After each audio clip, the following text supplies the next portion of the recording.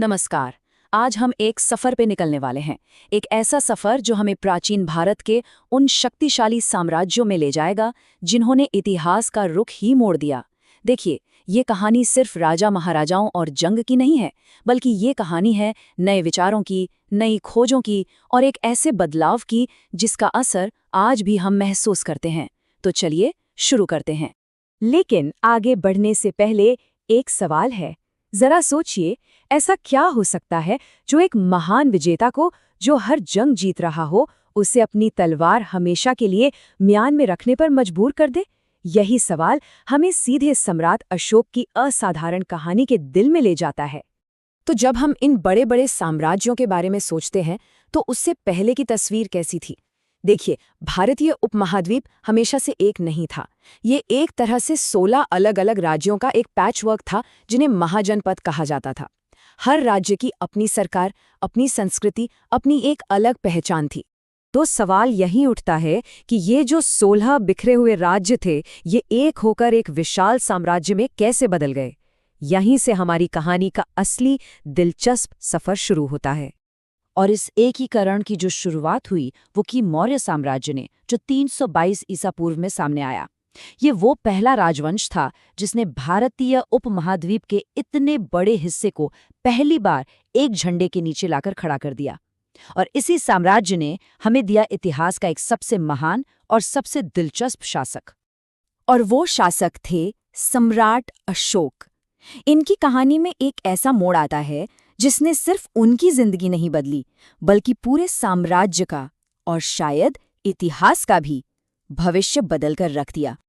और वो मोड़ था कलिंग का युद्ध, एक बहुत ही भयानक युद्ध। अशोक जीते तो जरूर, लेकिन उस जीत की कीमत बहुत बड़ी थी। युद्ध के मैदान पर जो तबाही और पीड़ा उन्होंने अपनी आंखों से देखी, उसने उन्हें अंदर तक झकझोर दिया। जीत की खुशी मातम में बदल चुकी थी। ये स्लाइड अशोक के उस जबरदस्त बदलाव को दिखाती है। मतलब कलिंग से पहले उन्हें चंड अशोक कहा जाता था, एक क्रूर विजेता जो तलवार के दम पर बस अपना साम्राज्य बढ़ाना चाहता था। लेकिन कलिंग के बाद वो बन गए धम्म अशोक, एक ऐसा राजा जो अब दार्शनिक बन चुका था और जिसका मकसद सिर्फ शांति और अपनी प्रजा की भलाई था। तो ये बदलाव आया कैसे? इसका आधार था धम्म। अब ये समझना जरूरी है कि धम्म कोई नया धर्म नहीं था। नहीं, ये असल में जीने का और राज करने का एक बिल्कुल नया नजरिया था। इसका सेंटर पॉइंट था अहिंसा, यानी किसी को चोट न पहुंचाना, सबके लिए सहनशीलता और अपनी प्रजा की भलाई का ख्याल रखना। अशोक ने एक तरह से राज करने की पूरी परिभाषा ही बदल दी थी।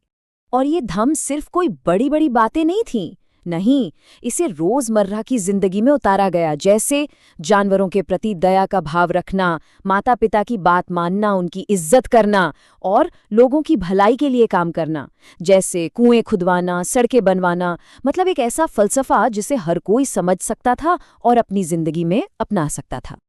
अब चलिए कहानी में थोड़ा आगे बढ़ते हैं। सदियां बीत गईं और भारत में एक और महान दौर की शुरुआत हुई, गुप्त राजवंश। लेकिन इस साम्राज्य की खासियत इसकी तलवारें नहीं, बल्कि इसके विद्वानों का दिमाग और कलाकारों के हाथ थे। ये एक ऐसा वक्त था जब ज्ञान और संस्कृति अपने चरम पर थे। 319 से 543 ईस्वी तक के इस दौर को भारत का स्वर्ण युग या गोल्डन एज कहा जाता है। पर यह नाम सोनी चांदी की वजह से नहीं पड़ा। असल में ये ज्ञान का, नई नई खोजों का स्वर्ण युग था। इसे आप एक तरह की बौद्धिक क्रांति कह सकते हैं। जरा सोचिए, गणित में शून्य यानी जीरो का कॉन्सेप्ट, वो इसी दौर की देन है। एक ऐसी खोज जिसके बिना आज की हमारी पूरी डिजिटल दुनिया, हमारे कंप्यूटर, हमारे फोन, कुछ भी मुमकिन नहीं होता। और सिर्फ यही नहीं, एस्ट्रोनॉमी, मेडिसिन, यहाँ तक कि मेटल टेक्नोलॉजी में भी कमाल की तरक्की हुई। और इस पूरी इंटेलेक्चुअल एनर्जी का सेंटर थे नवरत्न, मतलब 9 हीरे। ये गुप्त दरबार के 9 सबसे ब्रिलियंट लोग थे। इनमें आर्यभट्ट जैसे महान गणितज्ञ थे, तो कालिदास जैसे कवि भी, जिनकी रचनाएं आज भी पढ़ी जाती हैं। ये सब अपने अपने फील्ड के मास्टर थे। लेकिन भारत की कहानी सिर्फ उत्तर भारत तक ही सीमित नहीं है, ये समझना बहुत जरूरी है। जिस वक्त मौर्य और गुप्त साम्राज्य उत्तर में अपना परचम लहरा रहे थे, ठीक उसी समय दक्षिण में भी कई ताकतवर राजवंश अपना अलग इतिहास लिख रहे थे। सातवाहन, इक्ष्वाकु, पल्लव और चालुक्य जैसे कई राजवंशों ने दक्षिण भारत में एक बहुत ही अलग और समृद्ध संस्कृति को जन्म दिया। उन्होंने भव्य मंदिर बनवाए, कला को बढ़ावा दिया और उनकी ये विरासत आज भी दक्षिण भारत में जिंदा है। तो इतनी सारी बातें हो गईं। अब सवाल ये है कि इस पुराने इतिहास का आज की दुनिया से क्या लेना देना है? ये कहानियां हमारे लिए आज भी क्यों मायने रखती हैं? चलिए इसी पर बात करते हैं। तो एक बार फिर से उसी सवाल पर लौटते हैं। गुप्त काल को स्वर्ण युग क्यों कहा जाता है? क्योंकि इसकी असली दौलत, जैसा हमने कहा, सोना चांदी नहीं थी। इसकी असली दौलत थी ज्ञान। ये वो दौर था जिसने विज्ञान, कला और फलसफे में दुनिया को ऐसे तोहफे दिए जो आज भी बेशकीमती हैं। और यही सबसे बड़ी बात है, सबसे बड़ा टेकअवे।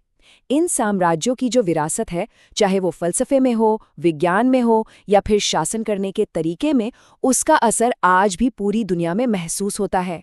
अशोक के शांति के सिद्धांत से लेकर शून्य की खोज तक, इन आइडियाज ने हमारी आज की दुनिया को बनाने में एक बहुत बड़ा रोल निभाया है।